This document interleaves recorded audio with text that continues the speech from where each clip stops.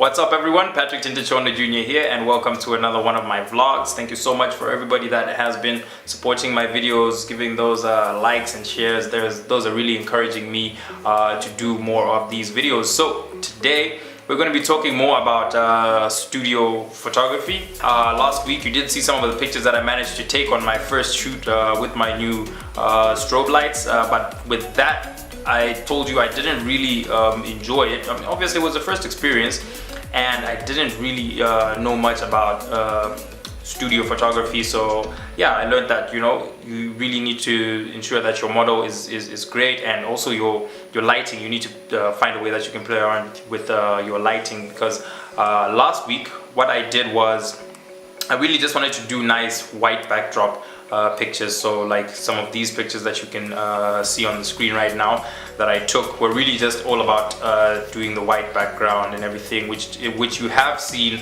a lot in your your standard studio. But I thought, okay, what about if we try and do something that's a bit different, a bit more artistic, because I like to be unique and do stuff that you don't just find on an everyday basis. So the last picture that I took, which is this one of our model that day, where I asked her to put some really colorful makeup on her face, and then we pulled the light that I was shining on the background that was really causing that white backdrop. We pulled that light out, put the light on top of her face, got her to look up so that it looks majestic and yeah, like radiant and stuff. Put the light on her face, threw a diffuser on there, and when I shot, it brought out this beautiful sort of dark image that exposed a lot of the colors on her face. So I did a bit more research this week about lighting, and I learned about 3-point lighting system, which is something that I decided to implement this week. So this vlog is all about the 3-point lighting system that I learned. So let's roll the title, and I'm going to be doing most of my explaining on the laptop. So I'm going to run a screen video, and then I'm going to be showing you exactly how we set up this shoot. I got a makeup artist. Thank you so much to Julie Muteto. She is a makeup artist who reached out to me after I posted on a number of the photographer groups, and there's another group called Models and Designers and something like that. She reached out to me and said, she can do the makeup. Thank you so much to Julie for coming out. The makeup that she did on our model was great. She did the hair and anyway, you're gonna see all the stuff that she did in the video. So yeah, let's roll the title and get this vlog going.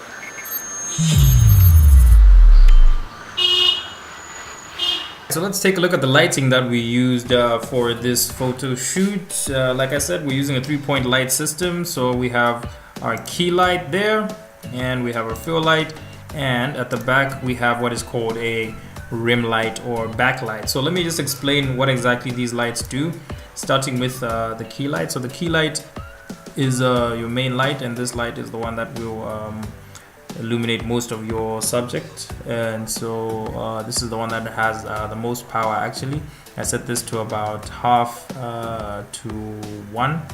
That's for the power setting.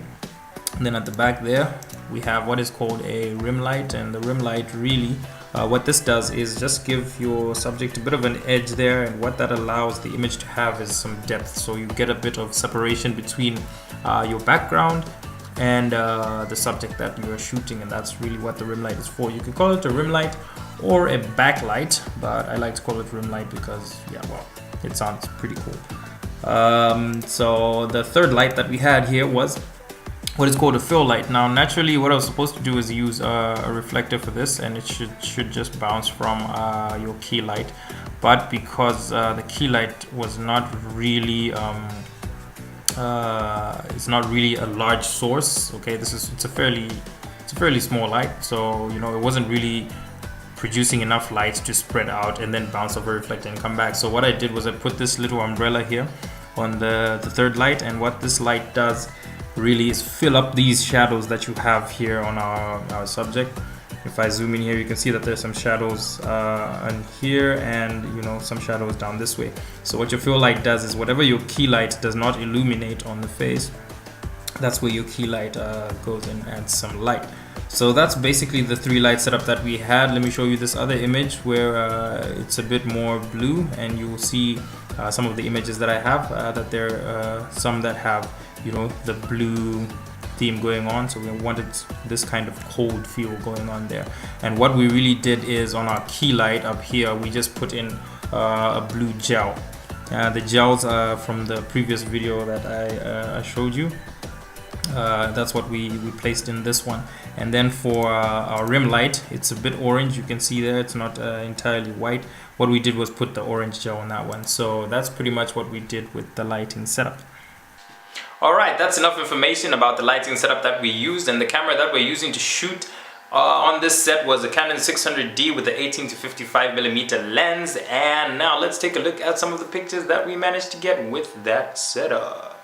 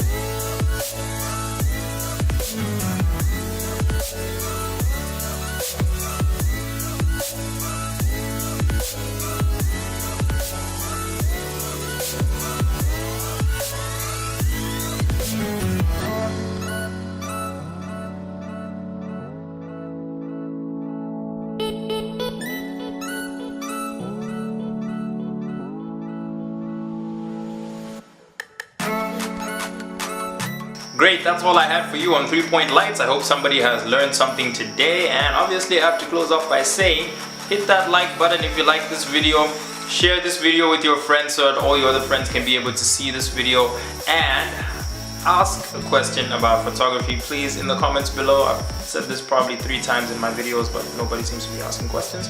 So ask a question about photography and I'll try and make my next video about your question. Thanks again for watching, and until the next time,